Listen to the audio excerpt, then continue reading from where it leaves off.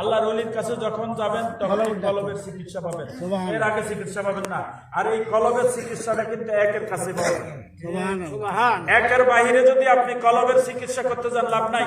আর একের চিকিৎসা যদি না নেন, আপনার কাছে পৃথিবীর জিকির ভালো না, নামাজ ভালো না, দুরূদ ভালো না, মিলাদ ভালো না, কিয়াম ভালো না, মা বাবার খেদমত ভালো না, হালাল ভালো না, সব সময় আপনার ভালোটাই খারাপ লাগে যদি একের চিকিৎসা না হয়।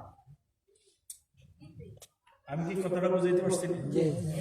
তো এই দেশে, আমাদের দেশে না, সারা পৃথিবীতে বিভিন্ন জায়গায় মসজিদের মধ্যে খতিব আছেন, খতিব আছে তো।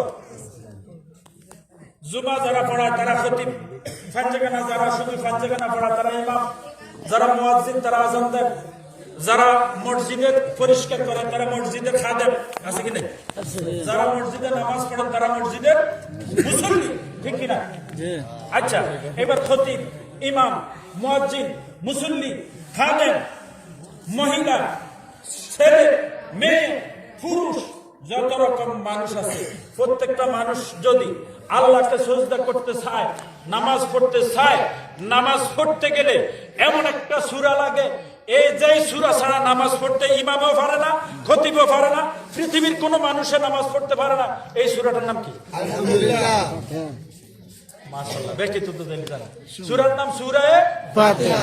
সূরায়ে ফাতিহা।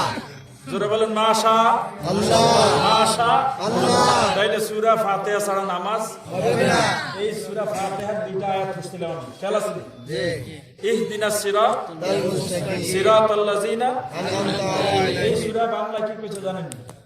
বাংলা কথাটা কইয়ে শেষ করব, বাংলা কথা বলে শেষ করব। ইমাম, খতিব, মুয়াজ্জিন, যত পৃথিবী ওয়াহাবি, সুন্নি, খারিজি, তাবলিগি, মওদুদি, লামাযাবি, সালাফি যত দল আছে, সব দলে নামাজ পড়তে হইলে এই নামাজ, এই সূরা পড়তে হইব, লাগবে তো? কিন্তু এই সূরার মধ্যে এই দুইটা আয়াত বাদ দিলে লাভ হইব? এই দুই আয়াত বাদ দিয়ে বাকিটা পড়লে নামাজ হইব না? মানে এই দুই আয়াত পড়ে। এখন কি কয় এই দুই আয়াতে?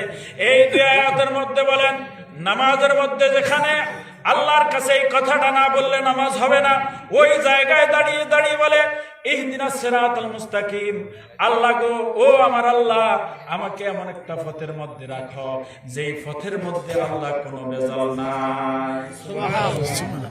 ইহদিনাস সিরাতাল মুস্তাকিম, এমন একটা পথের মধ্যে আমাকে রাখো যেই পথের মধ্যে কোনো ভেজাল নাই। এরপর বলতেছে সিরাতাল্লাযিনা আনআমতা আলাইহিম, ও আল্লাহ, ওই পথের মধ্যে আমাকে রাখো যেই পথের মধ্যে তোমার নিয়ামত প্রাপ্তরা আছে। সুবহানাল্লাহ। এখন এই আয়াতের তাফসীর অন্য আয়াত আসছে, নিয়ামত প্রাপ্ত কারা তাদের নামগুলি অন্য আয়াত আসছে। এক নাম্বার হলো মিনান নবিয়িনা, নবীগণ। সুবহানাল্লাহ। নবীগণ কি আল্লাহর নিয়ামত প্রাপ্ত? আল্লাহর নিয়ামত পাইছে কারা? নবীরা। কারা? নবীরা। আমরা নি কারা পাইছে?